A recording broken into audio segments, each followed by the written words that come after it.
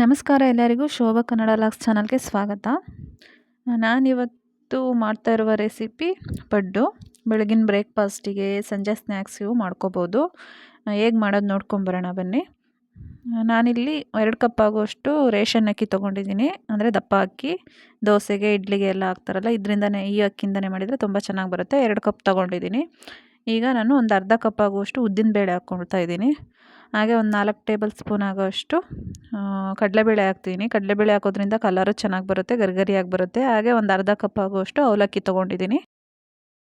ಇವಾಗ ಇದನ್ನು ಮಿಕ್ಸ್ ಮಾಡಿ ಒಂದು 2-3 ಸಲ ನೀರಲ್ಲಿ ಚೆನ್ನಾಗಿ ತೊಳ್ಕೊಬೇಕು. ನಾವು ದೋಸೆಗೆ ಉದ್ದಿನಬೇಳೆ ಸ್ವಲ್ಪ ಕಮ್ಮಿ ಹಾಕಿದ್ರೂ ನಡೆಯುತ್ತೆ, ಆದರೆ ಪಡ್ಡಿಗೆ ಸ್ವಲ್ಪ ಜಾಸ್ತಿ ಇದ್ದರೆ ಚೆನ್ನಾಗೆ ಉದ್ದಿನಬೇಳೆ. 2 ಕಪ್ಪಿಗೆ ನಾನೀಗ ಅರ್ಧ ಕಪ್ಪು ಉದ್ದಿನಬೇಳೆ ಹಾಕಿದ್ದೀನಿ. ಈಗ ಚೆನ್ನಾಗಿ 2 ಸಲ ವಾಶ್ ಮಾಡ್ಕೊಂಬಿಟ್ಟು ತೊಗೊಂಬಂದಿದ್ದೀನಿ. ಈಗ ಇದನ್ನು ಸುಮಾರಾಗಿ ಒಂದು 6ರಿಂದ 7 ಗಂಟೆಗಳ ಕಾಲ ಚೆನ್ನಾಗಿ ನೆನೆಸಿಡ್ಕೋಬೇಕು. ಚೆನ್ನಾಗಿ ನೆನೆದಷ್ಟು ಇದು ರುಬ್ಬೋದಕ್ಕೂ ನಯಸ್ಸಾಗಿ ಬರುತ್ತೆ. ನೋಡಿ, ಇವಾಗ ಇದು 6-7 ಅವರ್ಸ್ ಚೆನ್ನಾಗಿ ನೆಂದಿದೆ. ಇದನ್ನು ಮಿಕ್ಸಿ ಜಾರ್ಗೆ ಹಾಕ್ಕೊಳ್ತಾ ಇದ್ದೀನಿ. ಸ್ವಲ್ಪನೇ ಹಾಕ್ಕೊಳ್ಳಿ, ಒಂದು ಅರ್ಧ ಕ್ವಾಂಟಿಟಿಯಲ್ಲಿ ಹಾಕ್ಕೋಬೇಕು. ಇದ್ರ ಜೊತೆಗೆ ನಾನು ಸ್ವಲ್ಪ ರೈಸ್ ಹಾಕ್ಕೊಳ್ತಾ ಇದ್ದೀನಿ. ಪಡ್ಡು ಸ್ವಲ್ಪ ಸಾಫ್ಟಾಗಿ ಬರುತ್ತೆ ರೈಸ್ ಹಾಕೋದ್ರಿಂದ. ಸ್ವಲ್ಪ ನೀರು ಹಾಕ್ಕೊಂಡು ನುಣ್ಣಗೆ ರುಬ್ಕೋಬೇಕು. ನೋಡಿ, ಈ ರೀತಿ ತೀರಾ ತೆಳುವಾಗಿ ರುಬ್ಕೋಬಾರ್ದು. ದೋಸೆ ಹಿಟ್ಟಿಗಿಂತ ಸ್ವಲ್ಪ ಗಟ್ಟಿಯಾಗಿ ರುಬ್ಕೋಬೇಕು. ಈಗ ಇದನ್ನು ಒಂದು ಪಾತ್ರೆಗೆ ಹಾಕ್ಕೊಳ್ತಾ ಇದ್ದೀನಿ. ಈಗ ಇದನ್ನು ಚೆನ್ನಾಗಿ ಕಲಸಿಡಬೇಕು. ನಾನು ಇಲ್ಲಿ ಉಪ್ಪು ಹಾಕಿದ್ದೀನಿ ಫ್ರೆಂಡ್ಸ್, ಅದು ವಿಡಿಯೋ ಮಿಸ್ ಆಗಿದೆ. ನಾನು ಇವಾಗಲೇ ಉಪ್ಪು ಹಾಕಿ ಕಲಸಿ ಇಡ್ತಾ ಇದ್ದೀನಿ. ಚಳಿಗಾಲದಲ್ಲಾದರೆ ರಾತ್ರಿನೇ ನಾವು ಯಾವಾಗ ಹಿಟ್ಟು ರುಬ್ಬಿರ್ತೀವೋ ಆವಾಗಲೇ ಉಪ್ಪು ಹಾಕಿ ಮಿಕ್ಸ್ ಮಾಡಿ ಇಡಬೇಕು. ಬೇಸಿಗೆ ಕಾಲದಲ್ಲಾದರೆ ನಡೆಯುತ್ತೆ, ಬೆಳಗ್ಗೆನೇ ಉಪ್ಪು ಹಾಕ್ಕೊಂಡು ಮಾಡ್ಬೋದು. ನಾನೀಗ ಇದನ್ನು ಒಂದು 13ರಿಂದ 15 ಗಂಟೆವರೆಗೂ ನೆನೆಸಿ ಇಟ್ಟಿದ್ದೀನಿ. ನೀವು ಸಂಜೆ 5 ಗಂಟೆಗೆಲ್ಲ ರುಬ್ಬಿಟ್ರೆ ಓವರ್ನೈಟ್ ಇಟ್ಟು ನೀವು ಬೆಳಗ್ಗೆ ಬ್ರೇಕ್ಫಾಸ್ಟಿಗೆ ಮಾಡ್ಕೋಬೋದು. ನೋಡಿ, ಈಗ 15 ಗಂಟೆ ನೆಂದಿದೆ ಹಿಟ್ಟು. ನೋಡಿ, ಈ ಹದದಲ್ಲಿ ಇರಬೇಕು ಹಿಟ್ಟು. ತೀರಾ ಗಟ್ಟಿನೂ ಇರಬಾರ್ದು, ತೆಳುವಾಗೂ ಇರಬಾರ್ದು.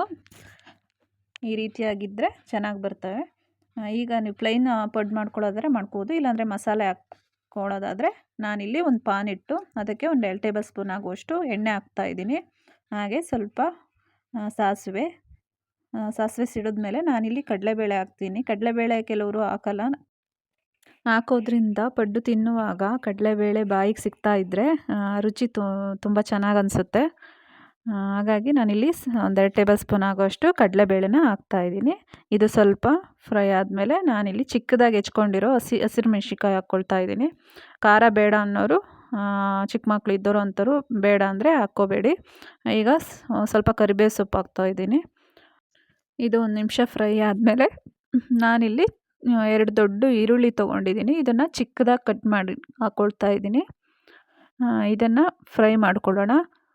ಇದು ತುಂಬ ಸ್ಮೂತ್ ಆಗೋ ಥರ ಫ್ರೈ ಮಾಡ್ಕೋಬಾರ್ದು. ಸ್ವಲ್ಪ ಕಲರ್ ಚೇಂಜ್ ಆಗೋ ಥರ, ಪಿಂಕ್ ಕಲರ್ ಬರೋ ಥರ ಫ್ರೈ ಮಾಡಿಕೊಂಡ್ರೆ ಸಾಕು. ಜಾಸ್ತಿ ಫ್ರೈ ಮಾಡ್ಕೊಳ್ಳೋದೇನು ಬೇಡ.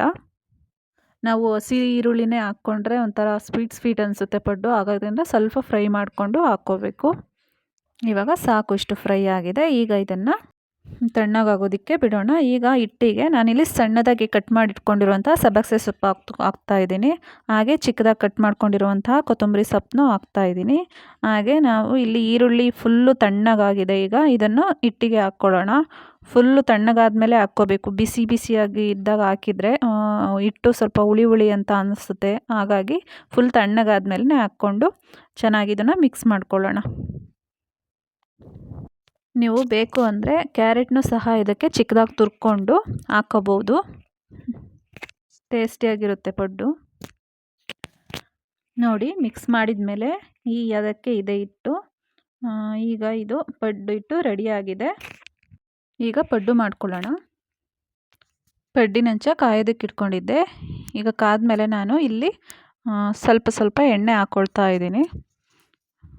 ಒಂದು ಅರ್ಧ ಸ್ಪೂನ್ ಆಗೋಷ್ಟು ಹಾಕ್ಕೋಬೇಕು. ಎಣ್ಣೆ ಬಿಸಿ ಆದಮೇಲೆ ನಾವಿಲ್ಲಿ ಹಿಟ್ಟನ್ನು ಹಾಕ್ಕೊಳ್ಳೋಣ. ಹಿಂಗೆ ನಿಧಾನವಾಗಿ ಸ್ವಲ್ಪನೇ ಹಾಕ್ಕೋಬೇಕು, ಫುಲ್ ಹಾಕಬೇಡಿ. ಯಾಕೆಂದರೆ ಪಡ್ಡು ಉಬ್ಬಿದಾಗ ಆಮೇಲೆ ಮೇಲೆಲ್ಲ ತುಂಬುತ್ತೆ.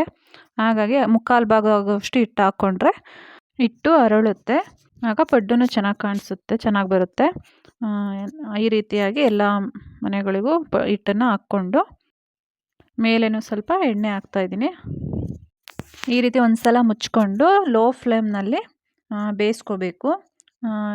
ಈಗ ಕೆಳಗೆಲ್ಲ ರೋಸ್ಟ್ ಆಗಿರುತ್ತೆ ನೋಡಿ. ಈ ರೀತಿ ರೋಸ್ಟ್ ಆಗಿದ್ದರೆ ಚೆನ್ನಾಗಿರುತ್ತೆ, ರುಚಿಯಾಗಿರುತ್ತೆ.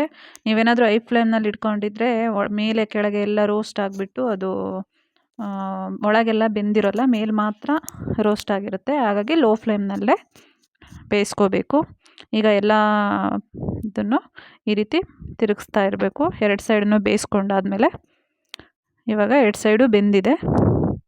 ಈಗ ಇದನ್ನು ಪ್ಲೇಟ್ಗೆ ಹಾಕ್ಕೊಳ್ಳೋಣ. ನೋಡಿ ಇವಾಗ ಪಡ್ಡು ರೆಡಿಯಾಗಿದೆ. ನನಗೆ ಒಂದು ಪ್ಲೇಟ್ಗೆ ಸರ್ವ್ ಮಾಡ್ಕೊಂಡಿದ್ದೀನಿ. ನೋಡಿ ಎಷ್ಟು ಚೆನ್ನಾಗಾಗಿದೆ. ನೋಡಿ ಕೆಂಪಾಗಿ ಕ್ರಿಸ್ಪಿಯಾಗಿ ಎಷ್ಟು ಚೆನ್ನಾಗಿ ಬಂದಿದೆ. ಒಳಗೆಲ್ಲ ಸ್ಮೂತಾಗಿ ತುಂಬ ಚೆನ್ನಾಗಿ ಬಂದಿದೆ. ಟೇಸ್ಟಿಯಾಗಿ ರುಚಿಯಾಗಿರುತ್ತೆ. ನೋಡೋದಕ್ಕೂ ಚೆನ್ನಾಗಿ ಕಾಣಿಸ್ತಿದೆ. ನೀವು ಒಂದು ಸಲ ಈ ರೀತಿ ಟ್ರೈ ಮಾಡಿ ನೋಡಿ ಮನೆಯಲ್ಲಿ. ರೇಷನ್ ಅಕ್ಕಿ ಬಳಸಿ ಪಡ್ಡು ಮಾಡೋದ್ರಿಂದ ತುಂಬ ಟೇಸ್ಟಿಯಾಗಿ ಬರುತ್ತೆ ಪಡ್ಡು.